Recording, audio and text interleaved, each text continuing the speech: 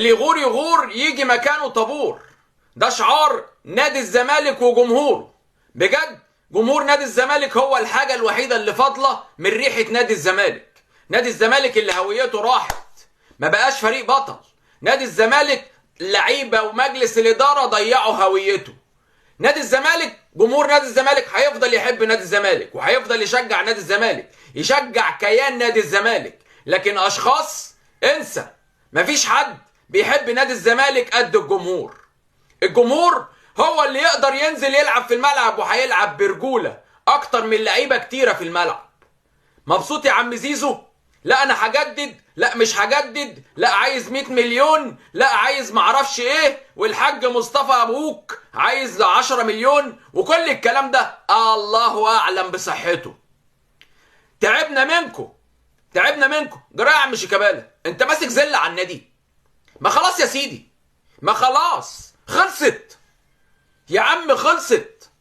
انت بجد راحت يا عم، خلاص خلاص يا شيكا، وشك ما بقاش حلو على الفرقه. خلاص يا شيكا، كفايه كفايه يا شيكا، عشان خاطري، عشان خاطر جمهور نادي الزمالك يفضل يحبك يا شيكابالا. خلاص، لو قال لك انزل قول له مش نازل، اطلع اعلن اعتزالك.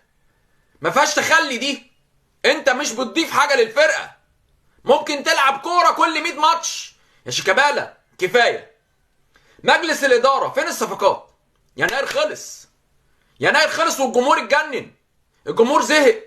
جمهور نادي الزمالك حرام عليكم والله، والله جمهور نادي الزمالك تعب منكم. اطلع قول انا مش قادر. لكن انت على فكره، انت لما جيت وكنت عارف ان في مشاكل في نادي الزمالك، فين بقى؟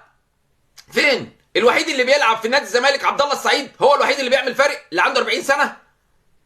يا عم جروس مش عارف تدير كمان انت؟ تتغلب من مودرن سبورت اخر فرقه في الدوري، ده ما كسبتش ولا ماتش غيرك. اول ماتش تكسبه سبورت مودرن سبورت امبارح. ايه بقى؟ هنفضل كده لحد امتى؟ هتفضل تلعب في الكونفدراليه؟ انا ما اعرفش. لو انتوا شايفين ان الحاجه دي حاجه عاديه، يا عم جمهور نادي الزمالك اتعود، مش عارف، مش عايز اقول لك بجد والله العظيم ما عارف اقول لك ايه. جمهور نادي الزمالك اتعود ان فريقه يبقى بطل، احنا المنافس. فين؟ بقالك 3 سنين بتطلع الثالث، وجمهور نادي الزمالك راضي وبيشجع النادي وبيقول سنظل اوفياء. يا عم سنظل اوفياء، بس اوفياء مع لعيبه وفيه، اوفياء مع لعيبه رجاله. مش دونجا يعمل لي شعره ضفيره، يعمل لي شعر اصفر ويقول لك يروح يتكلم على امام عاشور. بمناسبه امام عاشور، هو اللي شايل النادي الاهلي دلوقتي. انت فين يا عم دونجا؟ يا جدعان ما تتعبوناش. امبارح الجزيري فايق بتخرجوا في ايه؟ في ايه والله؟ الموضوع بقى غريب، الموضوع بقى يتعب جمهور نادي الزمالك. معلش انا منفعل بس من حبي لنادي الزمالك، ما حدش يقول لي بقى انتماء. انا بطلع اتكلم بالحقيقه، بطلع اقول الحقيقه. الزمالك وحش ويستحق الخساره امبارح، مفيش اخطاء تحكيميه امبارح. الناس اللي طالعه تقول لك لينا يا عم مفيش. انت كل ماتش هتستنى ضربه جزاء، حاجه بقت صعبه جدا.